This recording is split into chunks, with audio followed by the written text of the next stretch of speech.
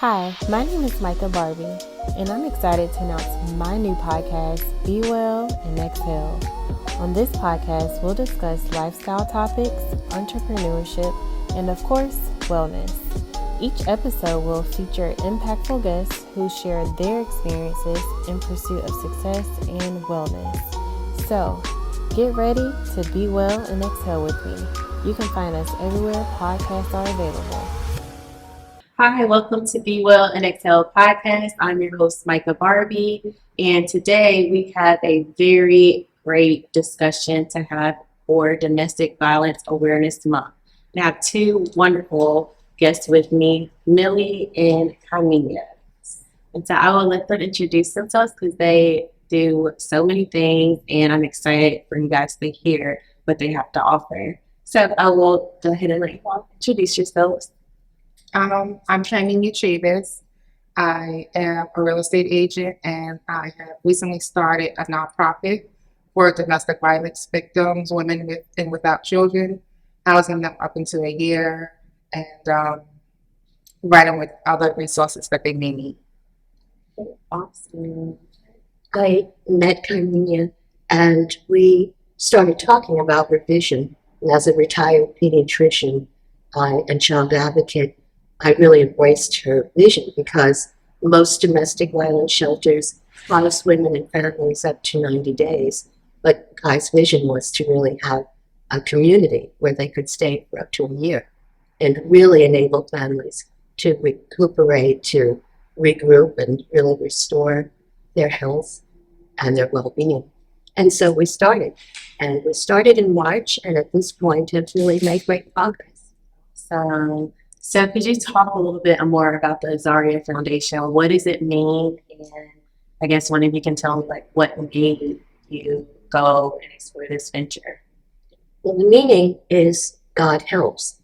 And our vision was that we really wanted to help women and families really restore their lives. And so that was really the vision that Kai had. We took about a week, and finally we both knew that was the name. Yeah. Because we wanted that to represent everything that we stood for. That is beautiful, and I love that name. It's just almost angelic, and just saying it sounds really soothing. So I think that's a good choice. I think so. Yeah, we just decided to, because it's Hebrew. I'm an Israelite, and we speak Hebrew, and I wanted it to be something that just wasn't simple, but it had a meaning behind it. Awesome. So I know you said it took a week for you guys to come up with this idea, but what made you start it? I know you are a survivor, and you aren't. So how did that, kind of come into play with creating this? Well, I think it's always been a passion of Kai's, and I'm a survivor of a sexual assault from a stranger. And it's ironic in North Carolina that is under the umbrella of domestic violence. So it's always been a passion because I know how long it took for me to heal from the trauma. And I can understand and have worked with many families who have suffered the same. So what we thought was that we researched the area, all of the Mecklenburg County resources, and there was nothing here at all that went beyond weekdays. And the statistics show that many women have to either return to their original situations or become homeless. And we wanted a place where they could really take time to really recuperate. And that's a niche that has not been filled yet. That I know of, there's one, I believe in Washington, D.C., it's in the Maryland area, and that allows women to stay for a year. But nothing here, and we wanted very much to do that. I know there's probably still many women that have no options, they have no choice. So just provided that when I was reading it, because I found it on Facebook, just sniffing around, and I was just like, wow, this is unique. This is different, and I am all about, making sure that everybody knows what it is that you're trying to do and how you're trying to go about it, because there's so many people who want to pour into things like this, and they can't do it if they don't know about it. So I'm really glad to have you guys who could just really have these discussions. And so I call her Kai. This is her nickname too. if you could kind of tell what made you get into, because I know you said you experienced it, but not personally. Not personally, but family members. Um, Going through the process with them and seeing how they would leave and go back and still deal with the same abuse back and forth. And, you know, the kids get affected a lot. And I noticed that the kids mentally and, you know, just with their confidence level, they get affected a lot due to this, you know, going through this with their parents. It's sad. And you want to break that cycle because you don't want it to keep continuing down the line.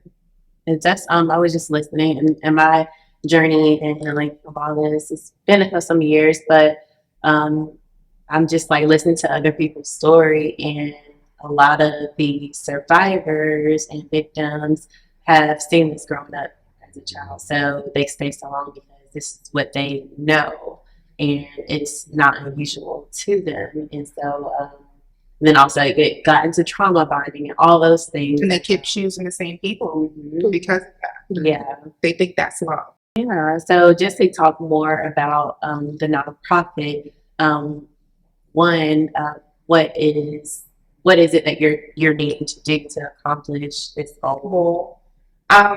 Well, we need to raise funds to purchase land and to start building housing for the individuals. The goal is to have housing where you feel comfortable. You can come home and you can feel comfortable. It's not going to just be a facility where there's a million people running around and it's not, you know, they got roaches and rats all over the place. I want you to come home and feel comfortable because that's a part of mental. It's a part of getting yourself together. When you have an environment that you can clear your mind in, then you can move on and take other steps to better yourself. So as I was exploring your page and just learning more information about the Zaria Foundation, I was just reading some of the statistics, and I saw that 35% of women in North Carolina experience domestic partner or intimate partner abuse. And then 30% of men experience intimate partner abuse, which I thought was surprising. And it's just, you know, our own ignorance of always thinking like, okay, this only happens to women, because it doesn't. It happens to men as well. So you should shed some, you know, light or your thoughts and opinion on resources for men as well.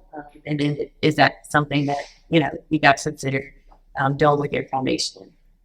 We do, in the future, we decided that we were going to venture out to helping men as well. Right now, we're starting with the women and children because that's, you know, it's the future, and we needed to start somewhere, and then we're going to eventually form something to help the men as well. Okay. Because abuse comes on so many different levels. It's not just someone hitting you. It's verbal. It's so many different things that come with abuse. So we just wanted to help as many people as possible. Okay, and then my next question is what resources will be provided in these homes? So, you know, you have these homes and these estates for women, but I know sometimes education plays a big part in this. Job opportunities play a big role in why these women stay in these situations. Spirituality, you know, plays. So how do you guys plan to kind of intertwine and tie those things in together with I don't even want to call it shelter. That's going to be a community. We think of how it's a community, and the community will have That's job a training. part of all of it, helping them. Well, my goal is to actually open cleaning business, other forms of businesses where we can employ them so they can make money as well. And then we can fund a nonprofit through having these businesses as well. We are going to provide daycare, Medical and mental health. yes, assistance. Anything that we can do on our level to help them outside of, you know, doctors and things like that. Definitely. Well, the idea is that it's really going to be comprehensive. We're going to have the daycare. We're going to have tutoring for the students. We're going to provide skills for the women, cooking. We're going to have a garden. We're going to have livestock. So we're going to really have a full experience where they feel some great sense of autonomy. And that's our goal, really, that it's going to be a safe, secure community that provides them with the physical and the spiritual and mental health they need. And is it going to be like one particular area in Charlotte that you're looking for, or will it be a Zaria community houses kind of spread out around the area?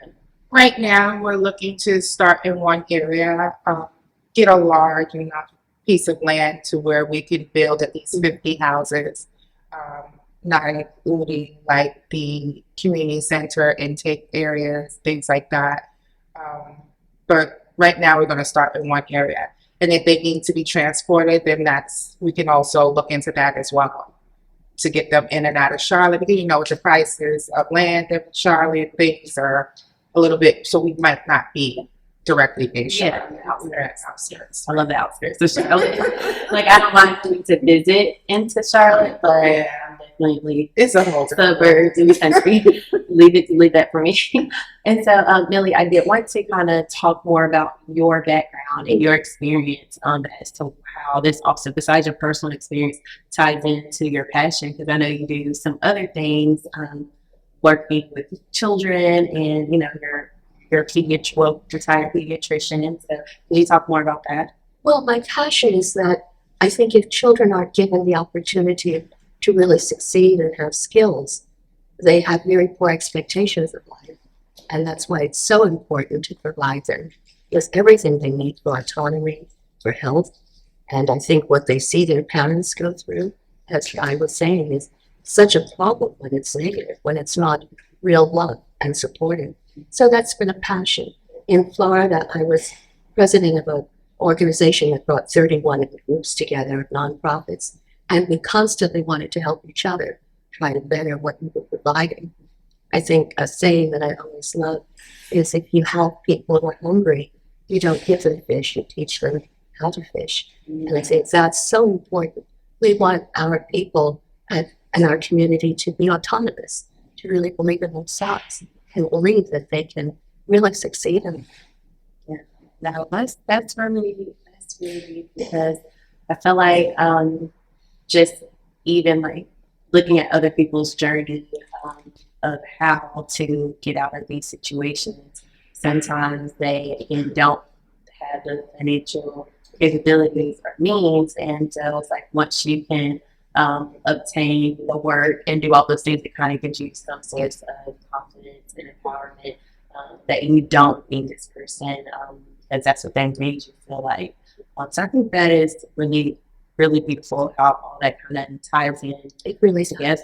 Yeah, awesome. So with doing all this, I'm sure it's like a lot. It is very stressful, especially trying to gather funds and all these things to, make your vision come to truth. What is the word? Come alive. Come alive. to fruition. Yes, fruition. I don't know what Well, we really believe in what we need, that God helps, that He will help us Yeah. find just the way and the people to support us, Yeah. and just the patience and the endurance. So yeah, my question that I wanted to ask is I ask all of our guests is, how do you be well and exhale throughout all of what you're doing? And I'm sure a lot of women come to you with their stories, like how do you handle not being drained, I guess, by the responsibilities of creating this, and hearing the other stories that come to you. Like, what do you do to kind of just like make sure you stay, focused, level-headed, and not giving up on what your vision is? I think it's a privilege, actually. It's not training, because I know I've seen in my life that there have been ups and downs, and you have to really endure and have faith that there is a goal and a destiny for your life. And I think that's what we want to impart to all the people that we touch. And it's ready to. How do you be well and exhale and just kind of like have your time for yourself throughout helping people? Because I know sometimes, pouring into others can sometimes leave you a little empty, but it's also perspective. How do you look at it? And I know Millie said it was a privilege for her, but how do you, look at getting into something so heavy? I love helping people. That's what I've been helping people since I've been 18. I just love helping people, doing things to make people better, make myself better. I don't see it as a burden. I see it as I'm happy when I can help somebody if they're happy now. It just makes me feel better inside, and I think that's what we're here for, to help each other. And there's so much evil that there's not enough people that's out here doing better and helping each other and caring and loving each other. So I just think that that's what keeps me going. And I have a very strong family, so I do relate with them a lot and talk to them, and they get me through a lot of things. You know, you just sometimes need a little vent session, and then you keep going. Yeah. It just never stops. The world don't stop, you don't stop. And I really like how, you know, although like maybe, you know, intimate partner violence or anything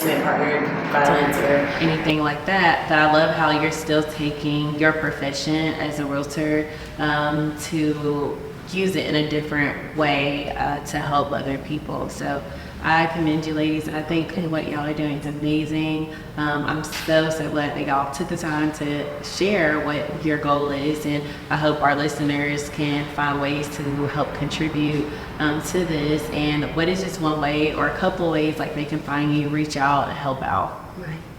We can do azariafoundation.org, or you can go on Facebook and look up Azaria Foundation as well.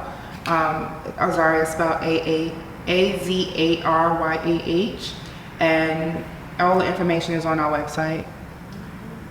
Awesome. Well, thank you ladies so much. Thank you for having I us. appreciate having this conversation today, and I will definitely continue to spread the word about your nonprofit, because I think it's amazing, and I would love for us to help in any way. Thank you so much. Thank you. Great.